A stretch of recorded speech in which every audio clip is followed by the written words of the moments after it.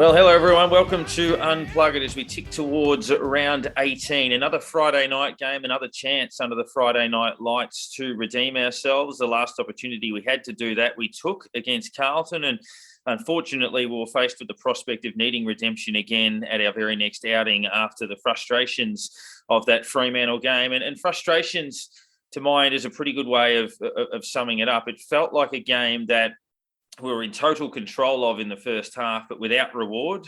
We'd controlled all of the major aspects of the game, inside 50, certainly centre clearances. We'd been prolific in that part. We left a little bit out there, and when the wheel turned, it turned significantly. And it felt like we made probably 4 or 5 key mistakes in the game, and every one of them was punished. It felt like there were 4 or 5 horrendous umpiring decisions, and every one of them was extremely costly. It felt like everything that went wrong, we paid maximum price for, and it felt like our control was not translated. And obviously the resistance wasn't what we wanted it to be when Fremantle raised the bar. It was almost the reverse of when we played them earlier in the season, that we upped the ante that day, and they up the ante this time. It leaves us again precarious. The door had been opened by the Gold Coast beating Richmond after the siren. North Melbourne looked like they were going to deliver a miracle for us, but Collingwood won their 48th game in a row by a point. They just seem to be able to do it each and every week. But we live to fight another day. Aaron, I'll welcome you in.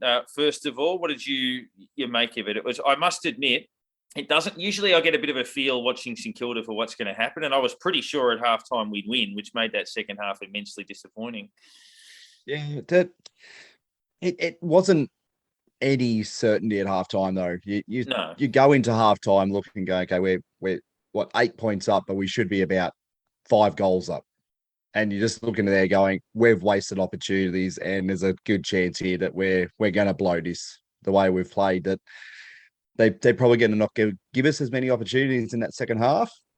And the way we'd been converting before then, if we continue that on, then we're not going to get anything. And that's pretty much what happened. Never felt comfortable at any stage. Every time we get the goal in the first half, they pretty much answered it. If we get out to a small lead, they'd pick it back with something like a Roy lob goal that you wonder where it came from, or there's just times where you're sitting there going, things are just not going our way, despite the fact we're in the lead.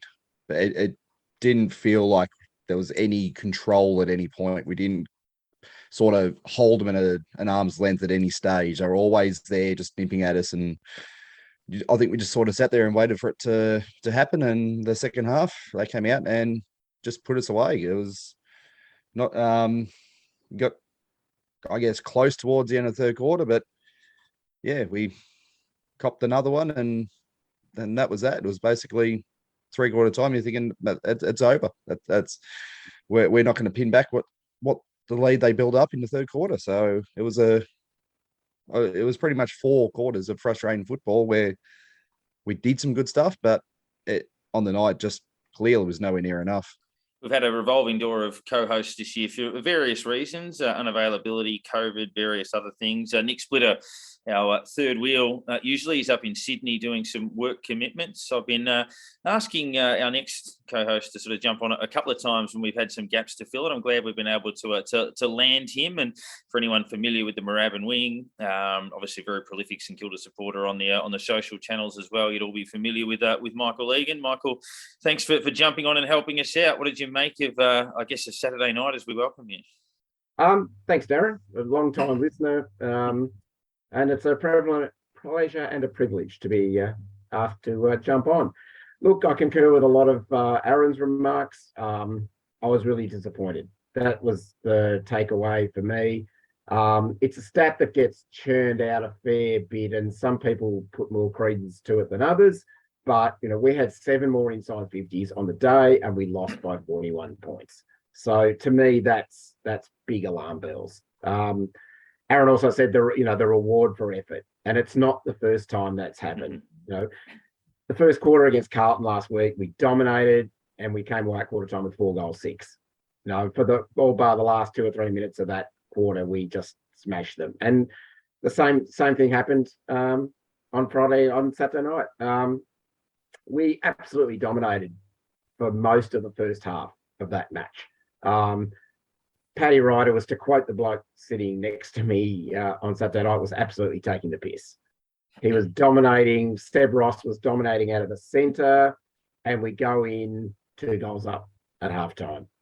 Our forward line's a mess. That's really all I can say. It's the same with the Port game. The Port game, in messy conditions, we dominated the first quarter. I'm not sure we were a couple of points in front of quarter time. I can't quite remember, but and then at half time, they make the changes. They put Nat 5 into the middle, which is luxury, be a lovely luxury to have.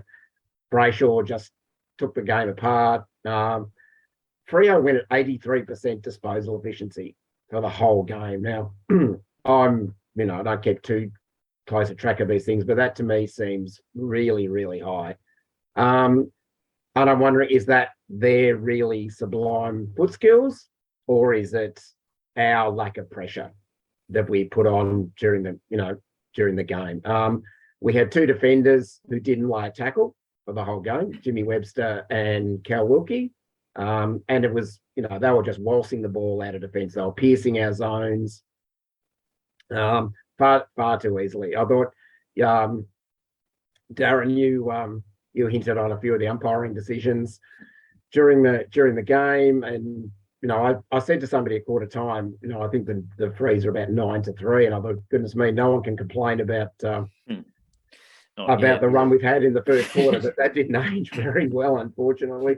But I just thought our head dropped a bit when we got, the Rory Lobb arm chop that just wasn't there, and then the Max King not getting paid an arm chop up the other end, and then that, much repeated, much talked about triple whammy of the, non-holding the ball free kick to Brad Hill getting pinged to the 50 for dissent, right on the 3/4 time siren. As you said, the timing just couldn't have been worse for that. Yeah, and it kind of what I was alluding to with all of those mistakes, it felt like in the first quarter, we had Paddy Ryder, the only mistake he made, he dropped that mark in the defensive goal scorer, and then Darcy kicked the goal from the boundary. I think there was one other mistake in that quarter. In the second quarter, obviously, you had the one bad umpiring decision when Lobb, got the free kick for the arm chop. Then down the other end, Max takes a contested mark, which wasn't paid, and then the arm chop. And you're sitting there thinking, it's only a little thing here and there. Then in the third quarter, you had the turnover where Joyce obviously kicked it high up in the air and coughed it up. I think he gave up one of the other goals to Frederick at the other end in the first quarter with a mistake. And then you had the Max King, I think, kick one out in the full late in the second quarter. And to me, the big moments were just before that triple whammy, as you said, about 40 metres from goal, Brad Crouch caught Schultz stone cold holding the ball 35 metres out directly in front, stone cold gone, called play on. So the quadruple whammy for that is we would have had a shot from 35 metres out to go within 12. Instead, it goes into the middle, and we're 4 goals down, but we're 4 goals down with a complete momentum-sapping moment that just takes any chance away of winning the game. So we probably would have lost anyway. They were all over us at that point, but that's what I meant by the frustrations, because it was everything that was a mistake, either by us, which there were a lot of them, or by umpires. We paid absolute maximum toll for it every single time. Even the one where Zach Jones was penalised on the wing for the high contact when he was grabbed around the neck. Fremantle kicked that straight inside 50 and kicked the goal. Every little half thing went against us, and there was a noticeable drop in intensity. You could tell 5 minutes after half time that our rate and our level had dropped. And when it dropped, Fremantle's ball use was just far superior. As you said, they just cut us to ribbons, and we needed to be almost maximum pressure to have any chance of stopping that. And when it went against us, our resistance just dropped. You sort of wonder, they were kicking it short, moving it around, going between us, and because we're sort of guarding space again, and they're just cutting us up in between each position that we were guarding. You sort of think, well, if they're doing it that easily, why are we not stepping up to them? And we just continue to sit back and uncontested mark, uncontested mark, uncontested mark. And then we just all of a sudden just all float out, and it opens the forward line for their full forwards or small forwards, whoever is there, to run into space and take an easy mark. And you look at down our end, Max King couldn't find a centimetre to move. You sort of think, well, you can see what they're doing down their end. How easily they're stopping us finding a target. Why can't we replicate it at their end? Why are we giving them the space to basically go, oh, there's the forward, I'll kick it to them? And it just baffles me that we continue this zone defense, even when we're getting chopped up so badly. Get on someone and not make it hard for them to take a mark. Make a contest. But we're just letting them run around, do whatever they want. I'm just sitting there just shaking my head, going, this is so frustrating, because you can see players stand there pointing, oh, you're over there, you're over there, you're over there. And the Freo player's just going, all right, I'm just going to jump right in the middle of the three of you and take an easy mark. It's just getting a bit too easy to play against now. And like, you can't let good disposing running teams do that to you, because it's just going to run through us every week, and it's not going to work really for much longer. So I think that's going to have to be what we really need to change from now on, because the teams are going to look at it and go, yep, that's how we beat them. Simple. Yeah. Sorry, don't go ahead. No, you go. Yeah, look, it's interesting from my vantage point up, sort of pretty much bang on the wing up on level 3. It's interesting to watch the sort of ebb and flow of the players. And, you know, I obviously only watch St Kilda games from up there, but we just seem to press so high. You know, when the ball's sort of centre or backward of centre, I've seen boundary throw-ins, you know, forward of the centre, and we've got nobody inside 50. So if we get a clean break, we're relying on, you know, the old school Pagans paddock, you know, a Snags or a Butler to run back into space to try and run onto the ball, because there's just no targets inside 50. The only time we had any space were those, you know, 2 fantastic lace-out passes from Seb Ross, you know, out of the middle. He hits Max lace-out because he's got room to run into, and then he went and kicked it out in the full. But and I think it was Membry. Yeah. One. And suddenly, you know, the 6-6-6 rule, they've got space to run into, but the rest of the time, we're either sitting it on Max's head, either because we've taken too long to get in there, or Max, to be perfectly honest, I think is being a little bit lazy. Sometimes he's not working as hard as he could. We either sit it on his head, and if he doesn't mark it, we're relying on a chaos ball to somehow scramble a goal, or like I said, we're relying on an open 50 and one of our smalls to run onto the footy and kick a goal. And as you said, Aaron, I think sides are sort of working us out. I thought the defence was pretty disappointing. As a whole, I thought Joyce and Highmore, they did 1 or 2 nice things, but there were other times when I thought, gee, these guys have spent most of the year in the VFL, when, you know, you've got that extra yard, you've got that extra second or 2. Hopefully, you know, because we're going to need one or both of them for the next month. So here's hoping they're better for the run, and, you know, adjust to the pace a bit better, because, you know, we're going to come up against better forward lines and Fremantles between now and the end of the year if we want to play finals. Particularly Geelong in a couple of weeks, but hopefully Norton doesn't get up this week with the knee, but we'll obviously find out. That would obviously assist if he wasn't there. We'll look at some votes. It was obviously pretty tricky. We had a few guys that were in the mix at half time, but I ended up giving 1 to Sinclair. I thought, you know, and the first thing I thought of when he kicked that double sidestep goal was the man who used to wear 35, and obviously the club put that video up, which is quite uncanny. I gave 2 votes to Josh Battle, who I thought was you know, one of our defenders who won his position, took 11 marks, most of them intercepts, had a career high 27 disposals, and 3 votes to Brad Crouch. I thought he was our most reliable midfielder over the course of the day. So 1 Sinclair, 2 Battle, 3 Crouch. H, how did you go? Pretty similar. Gave 1 to Battle. I thought down back he's done his job.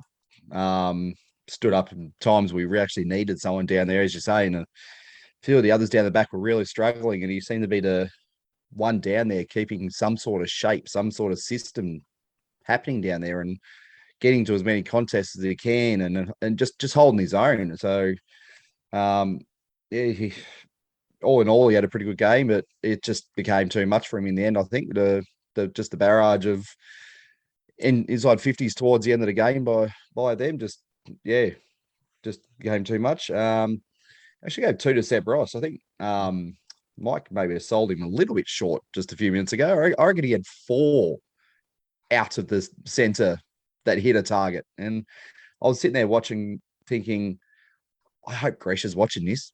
I really hope Gresham's watching this, because he's taking it out of the middle and hitting a target, not just running to the boundary and kicking it over to the left shoulder and trying to hoping it lands in someone's hands. And it usually does land in someone's hands, but just not our hands. So, but just that ball usage out of the middle and out of the stoppages around the ground as well. He was looked as good as what he did probably in the best and fairest year the other Saturday night. It was the disposal, making space, getting to the right positions. He had a really good game. And as you went with Brad Crouch, clearly our best. You don't notice as much of the things he does, but a lot of the getting in there, getting the ball out of the tight situations, I think he's what really got us moving in times where it was a bit stagnant. And so he's the sort of he's given us a bit of drive where we've really needed at times. So it's I think it was something along the lines of most clearances, second most goal involvements, or most goal involvements or score involvements. And he provided pretty much more than anyone else on the night. Michael, your inaugural votes. I gave a couple of mentions to Sinclair. Thought, especially in the second half when we fell right away, he was the one who sort of was still cracking in, was still, trying to fly the flag a bit. I mentioned also to Paddy Ryder. Like I said, he destroyed Darcy in the ruck in the first half especially. We didn't take advantage of it. Unfortunately, only had 5 touches to go for the game to go along with that dominance, whereas Lobban especially, killed us around the ground. I gave 1 vote to Battle. I thought he was by far our best defender. He got to contests, he spoiled, he broke even with his opponent, which pretty much made him unique amongst our defenders. On Saturday night, I gave 2 to Seb Ross. Maybe I should give him 2.5, seeing as I sold him short on how many clearances he got out. But it was just nice to see. We've had that done to us so many times over the last, 3 or 4 years. Opposition midfielders just under no pressure, lacing their forwards out. It was just lovely to see one of our blokes do it. And it almost looked like a bit of a set play, the way he was hanging just off the back of the stoppage, and they got it out to him. And his kicking is chalk and cheese from even his best and fairest years. His delivery is just beautiful now. And 3 to Brad Crouch. I thought he was our only 4-quarter performance. When things I thought Zach Jones was actually pretty good in the first half. He fell away badly after half time, whereas Crouch still kept cracking in. He was there at the coalface, tried his guts out all day, and purely because he played what I thought was 4 quarters of footy, he gets my 3 votes. Our special guest we'll jump into now. We jump around from past players to the celebrity spectrum, and a voice you'd be very familiar with across Melbourne radio for a very, very long time, and a passionate Saints fan is DD Dunleavy.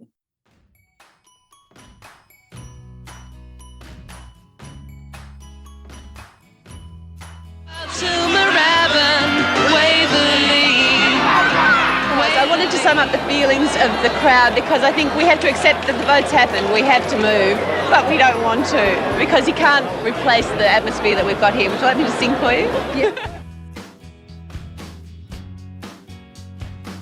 Well, this week on Unplugged, we're going to jump down the celebrity path. Again, it was good last week to catch up with Rob Elphingston. We've got a few others in the pipeline. But DD Dunleavy, the queen of Melbourne radio and a lifelong Saints fan, as passionate as any you'll find really within the media space. We've been blessed, St Kilda, and been blessed in many ways. But we've been blessed to have a lot of famous supporters, in the public eye over the journey, and few as passionate as DD. Thanks for jumping on and joining us.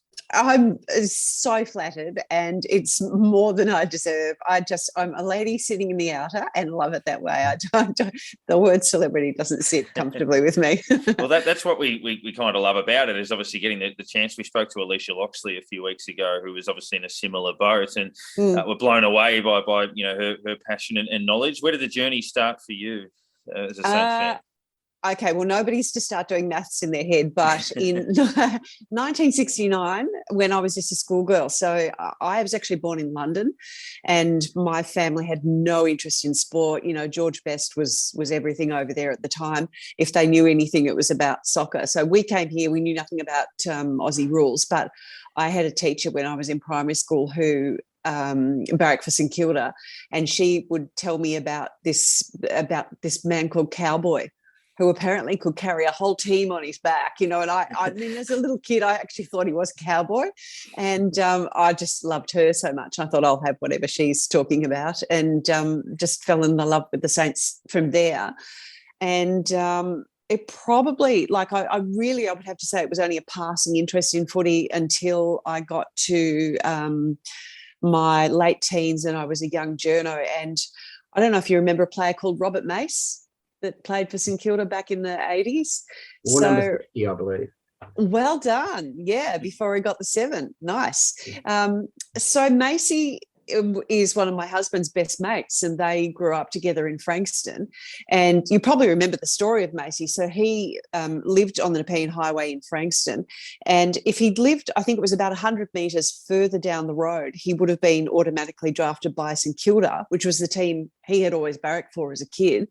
But because he lived a few houses further the other direction, he got drafted by Hawthorn, and they didn't play him for the first year that he was with them. And the way the contracts worked then was that if they played him in one game, which they did towards the end of the season, he was then had to stay on contract with them. So he ended up taking Hawthorn to court and got cleared to come and play at St Kilda. So it was when Macy got picked up by the Saints that my husband and I would then start going to every game. So it's probably a bit late in the piece, but I'm claiming supporter since a little kid.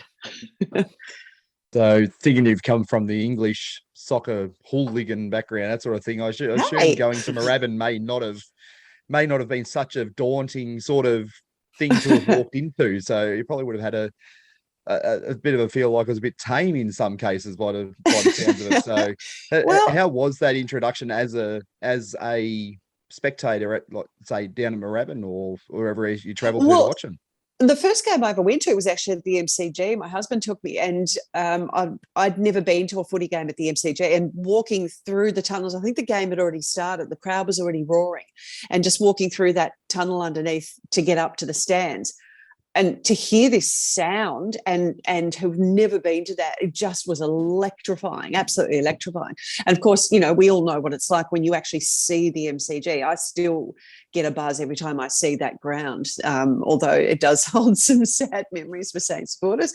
But I was addicted right from then. But I'm one of the few St Kilda supporters who's not going to claim that they spent their whole time in the animal cage. I used to sit up in what was known as the Princess Pit up in Bay 6 with some of the partners' wives. So it was a more comfortable time, I think, than for a lot of people. And I do remember, though, losing all feeling in my toes. It was very cold, wasn't it? And I remember one freezing cold day, we'd been watching the game, and we all used to go and stand sort of outside the rooms where the boys would have a shower. And I think the boys were like squirting water out they had louver windows in the showers. They were squirting water out of them. And somebody realised that if you went up this particular set of stairs, you could see down into where the boys were showering. But I don't actually recall how it happened, but somehow I and my husband were included. Well, actually, no, I do know how it happened. And it was Danny Frawley. We were sort of included in with the playing group. And it was probably mostly Danny. And I think at the time I was on Fox FM and I was doing, loudly supporting the guys, and I was hosting a few functions for them, and they'd have those fundraising nights so that they could get the money together for the end of season trip. So I'd MC that for them. And it was really Danny was the driving force behind making sure that we were included. So when the players went out for dinner after the game, we'd be included. And so it was almost, I was almost like an extra player that wasn't actually a player, which, I have such special memories of that time, and became really good friends with players like Berkey and Lowy and Harbs, and, like good friends. We'd go to each other's places for barbecues and stuff like that. Dee Dee, just sticking with the Moorabbin theme for a little while, going back to the 1st of August 1992. And as most Saints fans remember, that was our last game at Moorabbin against Fitzroy. And it was documented in a really nice piece by a long gone Channel 9 sports program called Sports Sunday. Anne-Marie Sparkman went down there and basically interviewed a whole bunch of the fans in the crowd, including yourself and Bruce Eva. I do remember that your name strap, I've watched it a few times. It's on YouTube. So if anyone wants to track it down, just Google or just YouTube. No fines on there too. Yeah, last game at Moorabbin, St Kilda. I do remember your name strap though, because I think it might have been edited in Sydney. You were called Die rather than. Oh. What are your memories of that last game at Moorabbin? I was distracted by the fact that I had to do an interview, I have to say. Yeah, I remember being very sad and feeling that it was wrong, that we didn't want to leave there. Although, having said that, having just described the cold and the uncomfortable conditions that we used to sit through, there was a little part of me thinking, surely in this modern world, there's a better way we can watch football than this, and getting pelted on by hail and all sorts of things that we used to get at Moorabbin. Do you know, I actually have a terrible memory for specifics in games. I can never tell you dates and times and stuff, but I do remember, I think I might have sung in that video. Is that the one with the little Waverley? It was something.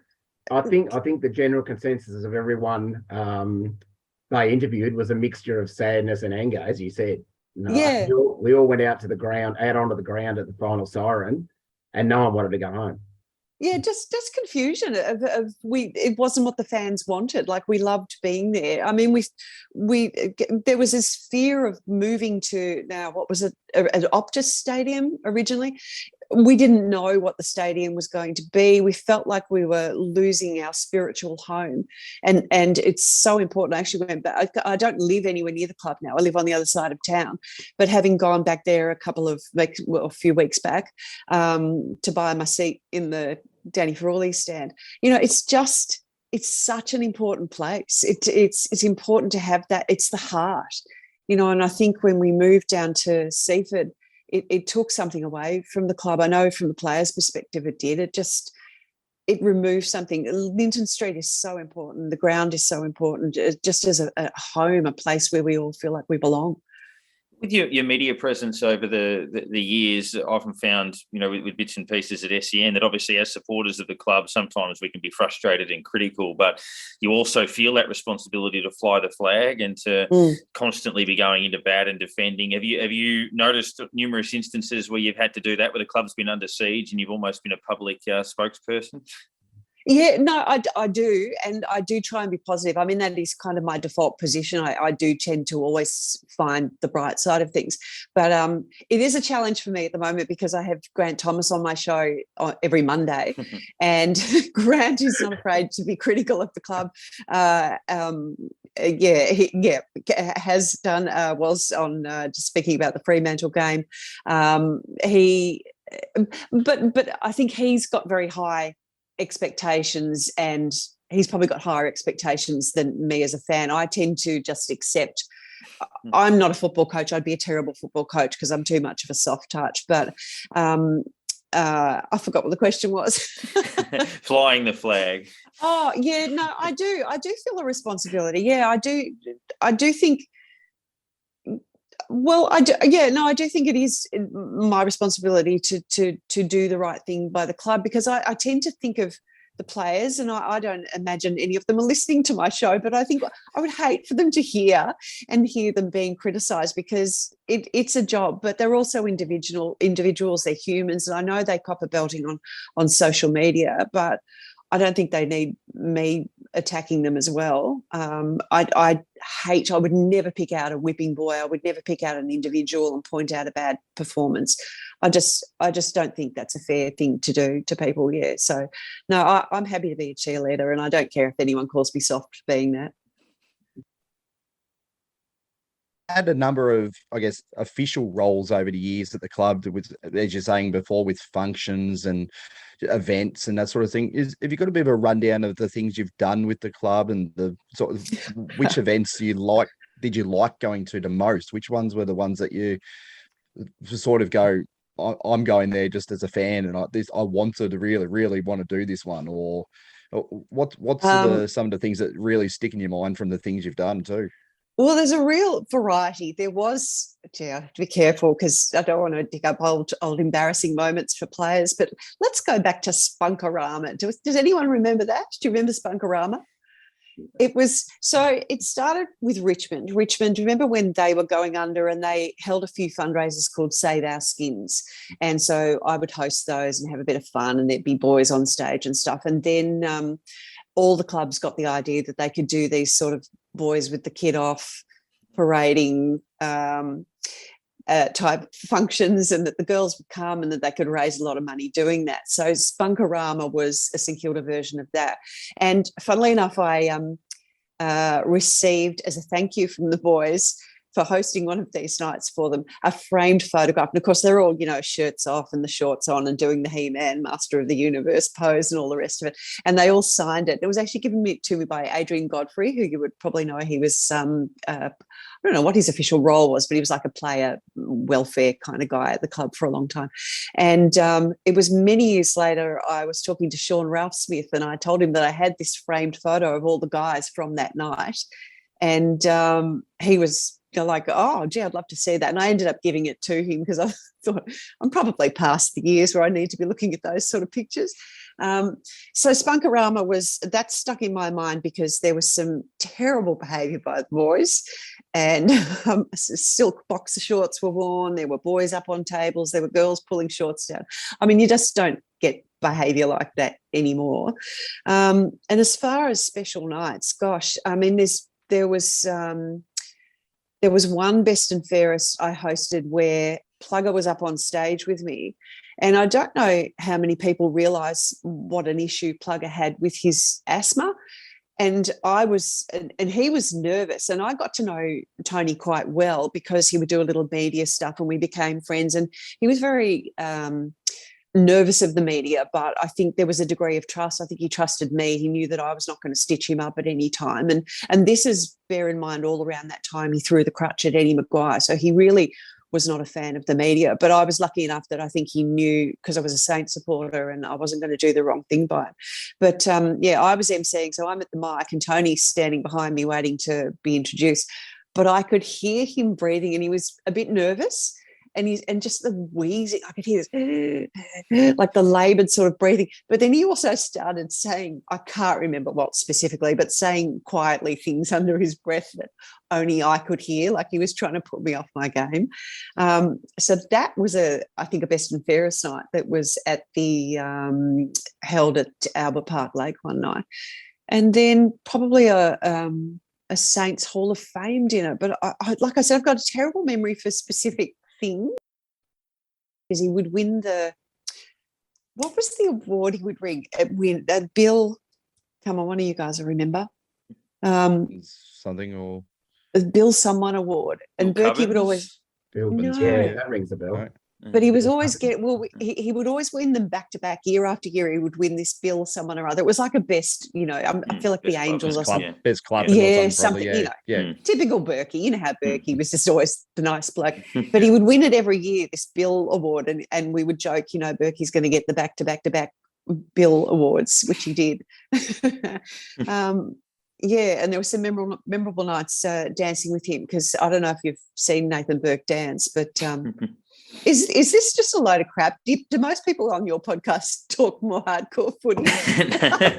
No, actually, no. We look for the left fields. Okay, well, Nathan Burke and I, when we communicate with each other, and this will tell you about Berkey's dancing. I don't know if you ever saw Glenn Robbins doing a character called Les Larby. He's when Glenn dances, and when he does,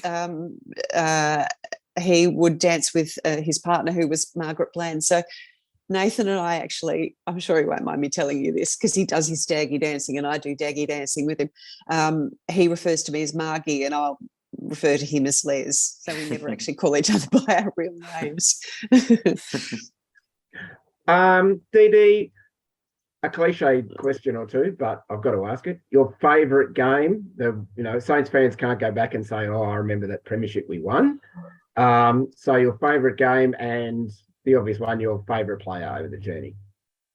Oh, that's very hard. I think my favourite game, just for the emotion at the end of it, would have to be Nathan Burke's last game. And remember, he cut his nose, he had blood on his face, and he was carrying Ruby up on his shoulders, his daughter. But in hindsight, I think he made a mistake in picking her up because she was a little bit heavier than like when they're two, it's okay. But he did say it got a little bit tiring as the game went on. But I was just so proud to be his friend, so proud of what he'd achieved in his career.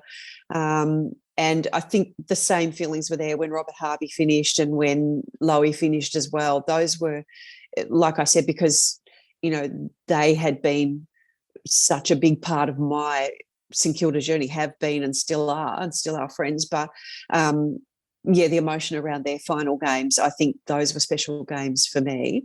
What was the other question? Just your favourite player. And I was just thinking as you were talking there, as I seem to recall, you had a Labrador named Harvey Winmar, so it's allowed to be a joint award if you. Okay, close. So golden retriever, and don't feel bad, but we lost him about a couple of years ago. But his name was Harvey Barker,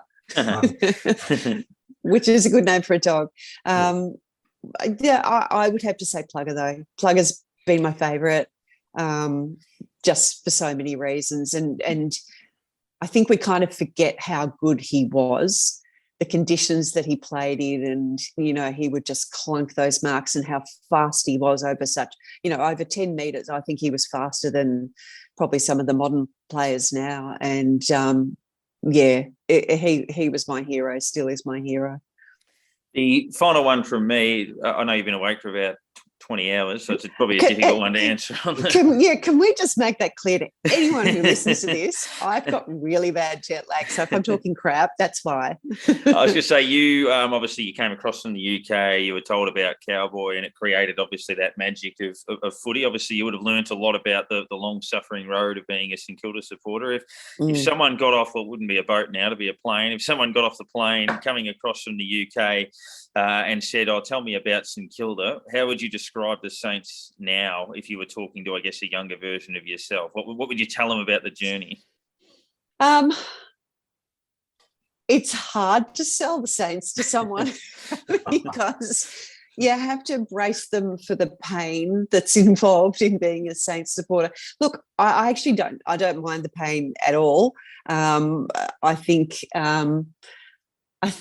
it would be hard to talk someone into following them. I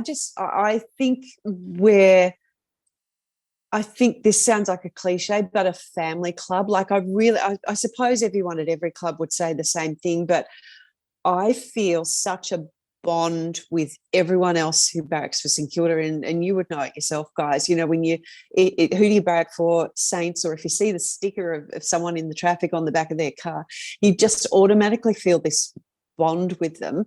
And I think that may be stronger for Saints supporters because I think we've suffered more than any other club. It's unquestionable now, isn't it? And they all had to make fun of us after Melbourne won, didn't they? And that extends to people beyond the immediate circle. But where we sit, where I've been sitting, and it must be 20 years now that we've been at it's calling itself Marvel now, but at that stadium, the group of people who sit in the bay around where we are, they're almost like family. We give each other hugs, and some of them, I don't know their surnames. There's a few people who've become good friends, but others, I wouldn't know where to find them if I had to. But it's a family, and I honestly feel that in my heart.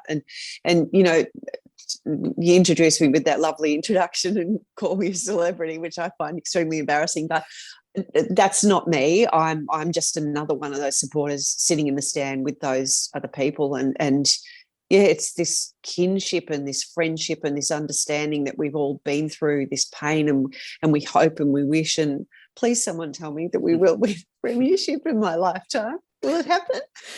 Whoever that person is, We if they hope could so. tell me too, that would be good. So. Yeah. Hey, and you know what? I did. The reason I have jet lag, I was in Hawaii, and the game against Fremantle was in the middle of the night. It didn't start till 11:30, but I actually woke in the middle of the night, and the game had finished, and I checked the score, and what happened?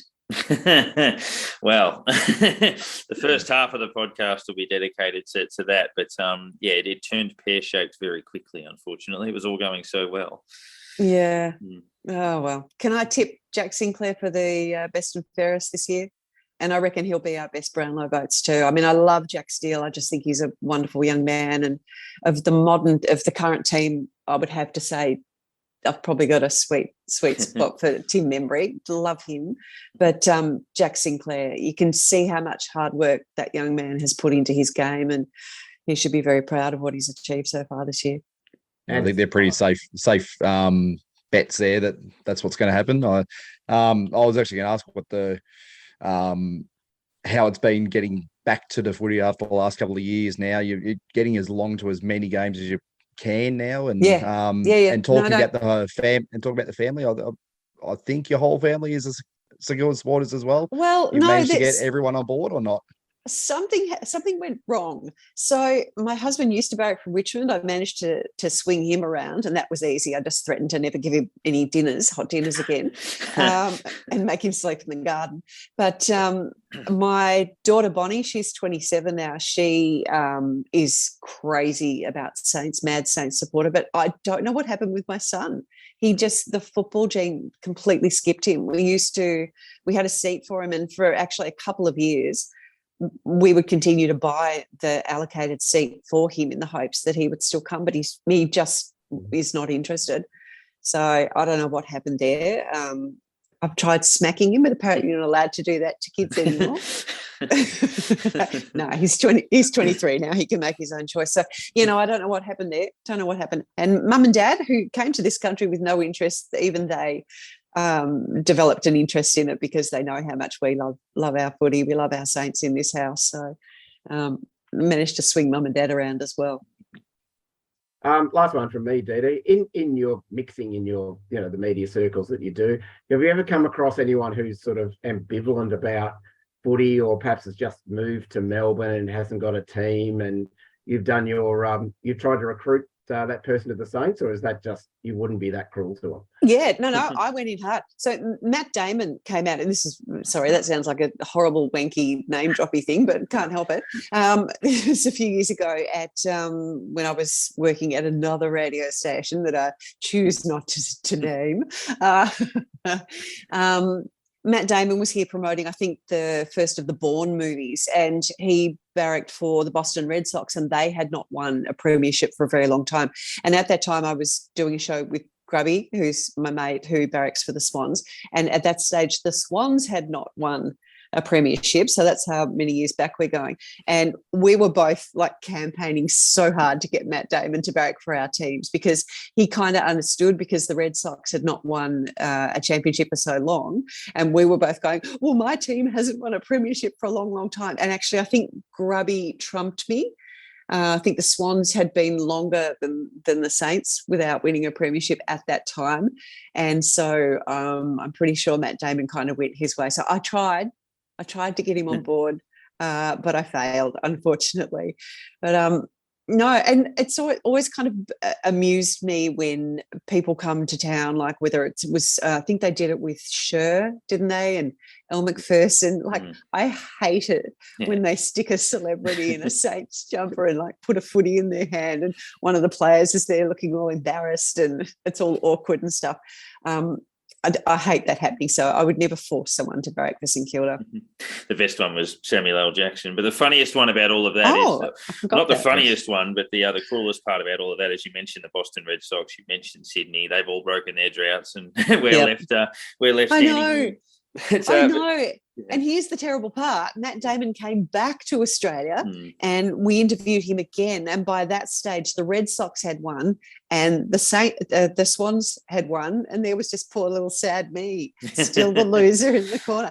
But you know what? It's to me, it's like I'm married to the club. Like, I love them. I will love them always.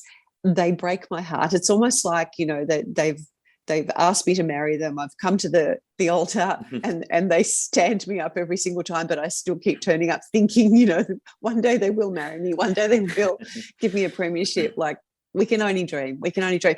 But what I've also, I guess it's like a self-defense thing that, and maybe other supporters do this, but I think you can sort of pin your hopes on winning that elusive premiership. And we know how much hard work went into it. I mean, look at 2009 through 2010, all the wins that we had during that year. And you just think, you kind of feel like you deserve it. You're going to get that premiership at the end of it, and you don't get it. Like, how much hard work goes into it. But it may never happen. And there's nothing you nor I or any other supporter can do to make that happen. So what I do is I take maximum joy from every little thing that I see in every single game. So whether it's just like, you know, Jack Sinclair chasing someone down, or Dan Butler chasing someone down and tackling them, or an incredible snap goal from Max King, or whatever it is, whatever those little moments are, I make sure that I absolutely enjoy those as much as I possibly can, because there may not be that big exciting finish that we're all dreaming of having one day, and you've got to get joy from the game along the journey.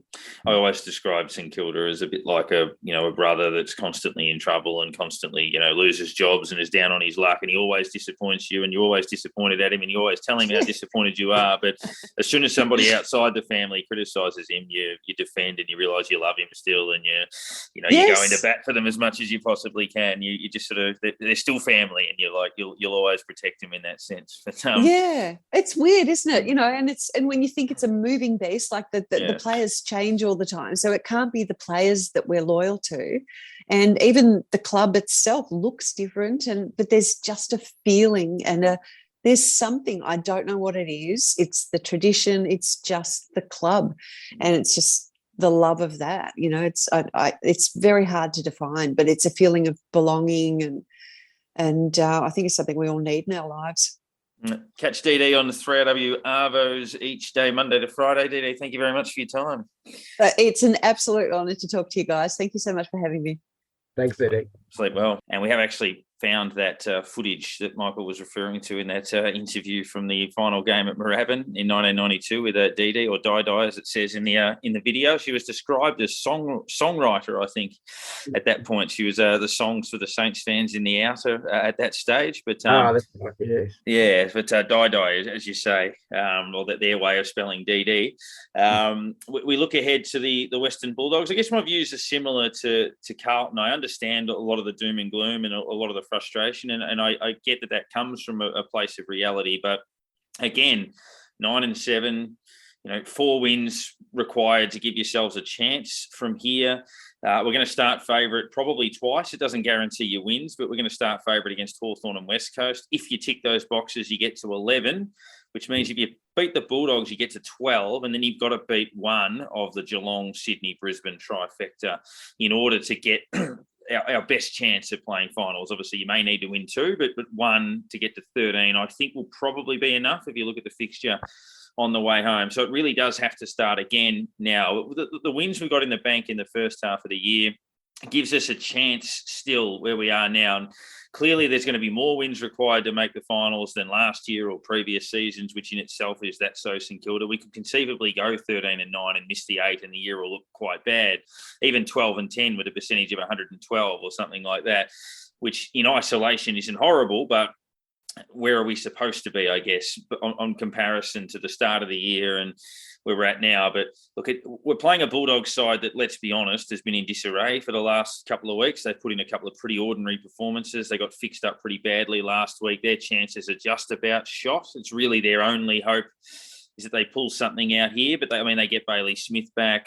Aaron Norton's a little bit sore. Do they pick Josh Bruce? He kicked 4 in the VFL last week. There would be a temptation, but for all of the talk around us being at a crossroads iffy situation, they're going worse than we are. That's the truth. So we need to make sure that we take advantage of that and put them away. They're a very dangerous side. They played in the grand final last year. They've smashed Collingwood this year. They've had some really good wins. They ran Geelong to a couple of goals. They kicked 8 in a row against Melbourne, I think, in round 1 earlier in the year. So they can play.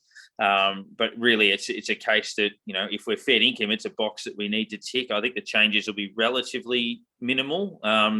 Depends if Mackenzie's fit. Clark's still a week away. Guys like Bytel and Owens, I think, are available, but you'd imagine they'd play twos. Hanbury, who had COVID last week, will play twos. So yeah, probably not a lot of changes. But Michael, how are you reading this clash with the Doggies? As an elimination final, pretty much. It certainly is for the Dogs. But we dropped this, and I just can't see us winning enough games. It's mathematically possible, but we dropped this. Do we, are we a chance of beating any of Geelong, Brisbane, or Sydney, even with 2 of them, down in our own deck? So I'm viewing it as an elimination final. Definitely. As you said, the Dogs. The Dogs' midfield is really dangerous. If they're up and about, they run, they carry, they're the sort of side who could chop us up.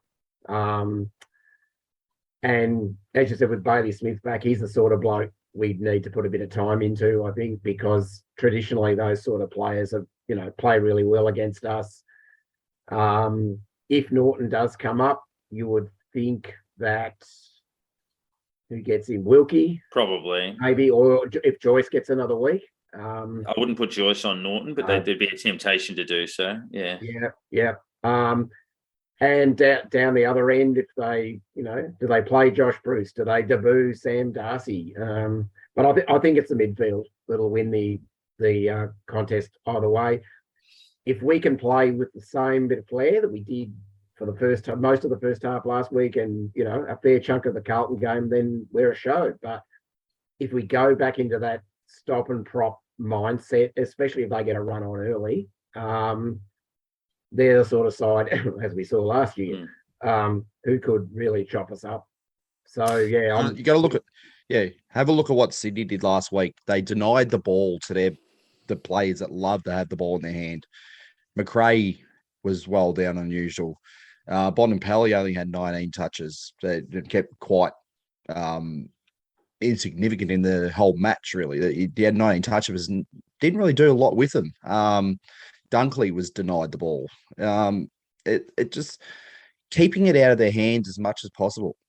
They love moving around the ground and using up as much ball as they possibly can. And that's exactly what I was saying with what Freo did to us last week. That's exactly what they did. They moved the ball around until they found the open space that we drifted off and gave to them. So the pressure that we had against Carlton is exactly what we need to do again this week. Because if we don't bring that, you may as well just say the game's over now, because that they'll just move the ball around with free will and run between us and score easily. So if we're not on our toes, if we're not ready to basically hit the contests and try to run away from them instead of taking the mark and just running back and going, okay, now where do we kick it to? Or just take the game on again. They're not the quickest side. They are a very clean side with the ball when they're not under that massive amounts of pressure. So if we basically bring the game up to our speed that we want to play, make them panic, make them basically think, oh, okay, we've got to do something different here. Put them off their game, because a bit like we are at times, I don't feel like they really have a great B plan at times. And Sydney exposed them terribly last week. That just showed that if you shut down their key players, you'll tear them apart. And it's pretty much exactly what we've got to do. Focus on their keys, shut them down early, get them out of the game, and knock the confidence out of them early. And hopefully if we can actually, I guess, convert in the first half, go into halftime with a decent lead instead of a 1-goal lead where we sort of going, well, yeah, all that for nothing, really.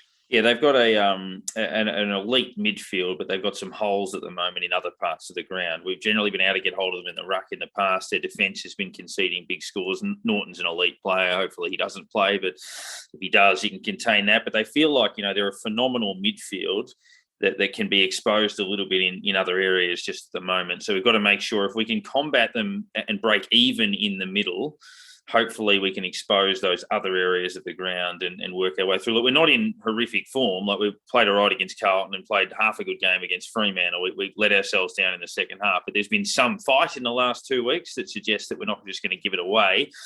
We just lowered our colours against good opposition last week. Disappointingly, we didn't respond to the challenge, and we face another challenge now and need to hit back. Some awards before we wrap things up. Michael, did you want to start with That's So St Kilda? There's always plenty of them kicking around. Yeah, well, I've got a So St Kilda, and that would be, of course, that Josh Bruce against his old side will come back against us this week.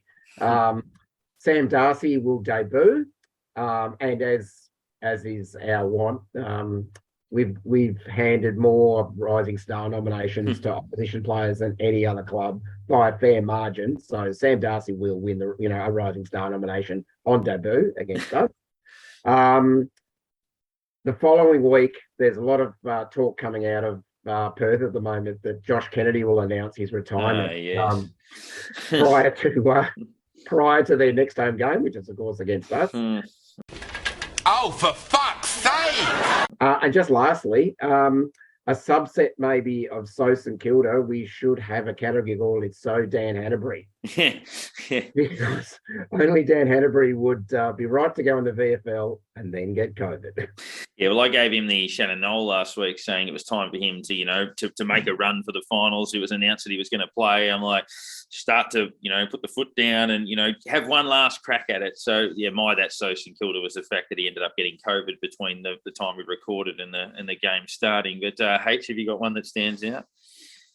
I mean, yeah, it's all just seems to culminate in one huge thing, and that's pretty much what the category is for us, what we're called this. So, but it's just got to be the fact of how many key stats we won on the weekend and then lose by the margin we did, as you mentioned. And you smash them in clearances, you smash inside 50s, and then all of a sudden you still lose the match by 7 goals, and you think, what else can we possibly do? It's you win all those things, and the results are absolute shocker. So let's hope that we can somehow swing that around. Well, it'd be nice to have a team dominate us and we manage to win on the scoreboard. So nice change, converting. Yeah, being on the wrong end of controversy against Fremantle is So St Kilda as well. Not the first time that's happened. We'll look at the Jason Blake Award, which is the honourable mentions for players that fought pretty hard. I'm probably going to give it to, I think, Rowan Marshall's last couple of weeks have been pretty encouraging. Starting with the Sydney game when he rucked one out, and then last week against Carlton, and then even this week 23 possessions and 8 marks or something like that around the ground. So he gets mine, Aaron. Well, I think we recognised his input on the weekend, but I didn't see his name come up in any bests or any match report saying had a really good game or anything. But yeah, Seb Ross, he got nothing for his efforts on the weekend anywhere. So I really think his game was really underrated. So I think he's probably a big nomination for it because, yeah, it's I don't know whether these neutral match reporters aren't really watching much of the full match or what, but did not see his name come up anywhere, which was highly disappointing with the effort he put in. Michael? I've gone with Josh Battle Hmm. this week, and weeks previously. I'm just rad for him that after a few seasons of being thrown around on the wing and up forward and pinch hitting in the ruck, and he's found his spot in defence. And we've tried a few defence experiments over the journey. You know, Reece Stanley being one that springs to mind that just haven't worked for one reason or another. But Josh really seems to have found his niche down there. I think he and Cal have been our most consistent defenders all season. And I thought on Saturday night when the defence had possibly their worst game, collectively for the season, Josh was the one who stood up. So an honourable mention to the bloke that fires the lighting show off at Marvel, because the first maybe 2 goals he didn't do it, and I thought, oh, terrific! Someone's tied him up in the corner, and we no longer have to endure those damn light shows between goals. But then he must have plugged something again. Yeah, because it started working again. He was back with a vengeance after Higgins kicked the third.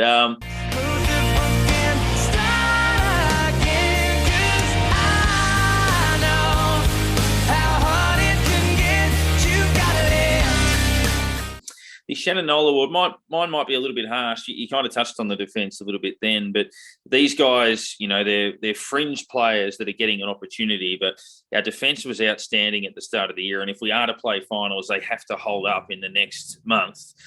Tom Highmore and Darragh Joyce, as you said, took some significant adjusting to the level. The pace got them a bit. Highmore's half against Carlton last week was pretty good, but he was just a little bit off this week, and Darragh Joyce, certainly the pace got him. We can't be exposed in those positions, as harsh as it sounds. We need those guys. They're going to get games. They're going to have to find a way to deliver over the next few weeks, or it could slip away from us. So I'll give them the shout. Michael, back to you for yours. I know Aaron's mentioned a few times during the course of the season, but just harking back quickly to what I see from my spot on the wing, sort of upstairs on level 3. Max, he's just not working hard enough. You watch some of the other blokes, you know, even a Jack Rewald, or I know he sucks when he doesn't get his own way, but he runs and he provides options, and I just think Max has got to work a bit harder. We don't do him any favors with delivery. I'll absolutely grant that, but I think he could play his part as well by doing a bit more work to try and provide a better target. H. I think looks like he was given a different job on the weekend, but didn't really seem to give us much. That was Gresham. He's been taken out of the centre. Like, we've been very reliant on him this year, being in the middle, and he's been getting the clearances for us. But as I've been saying, struggling here to target with those. But he's sort of taken out the middle on the weekend for most of the match. He only seemed to go in there a few times, but we've obviously given him a different job. But when he got the ball, we didn't really seem to have anything from him. It didn't do much with anything. He wasn't basically making himself an option in places. It was just sort of floating around a little bit and just going into flow. And then when we're up and about, he was going okay, but soon as it was going the other way, it just completely vanished. So I think he really needs to, even if he's not right in the middle there, he's a influential player on the team. He needs to get himself in there and start doing a few bits and pieces just to get the rest of the guys going, because he's still only pretty young, but you'd almost put him in there as a bit of a leader of the team. As I can't remember who it was, pretty much start of the year, almost said to him he was St Kilda's Dusty. And they're going, he's that important to us that's the sort of level that he compares to. How when Richmond were playing well, Dusty was the key factor to them. Gresh became that at one point, and we just see once he's out of the game, it almost feels like we drop out of the game at the same time. We just need him to lift a little bit, and if he's not, in the middle there, we need to get something from him a little bit more. Yeah, he's been a bit of a barometer. His worst games have been our worst games. So generally when we've had a shocker, he's had a shocker, or vice versa, depending on what comes first, the chicken or the egg in that instance. But Michael, thank you for stepping in. Thank you to Dee for joining us as well. But we look forward to having you again. And it'd be great to share your thoughts on this one too. Pleasure, guys. Thanks very much for having me. And we'll be there on Friday night and for the elimination final. Absolutely, which shades of an actual elimination final. We played against them a couple of years ago, and we're longing for another opportunity at that. But go Saints.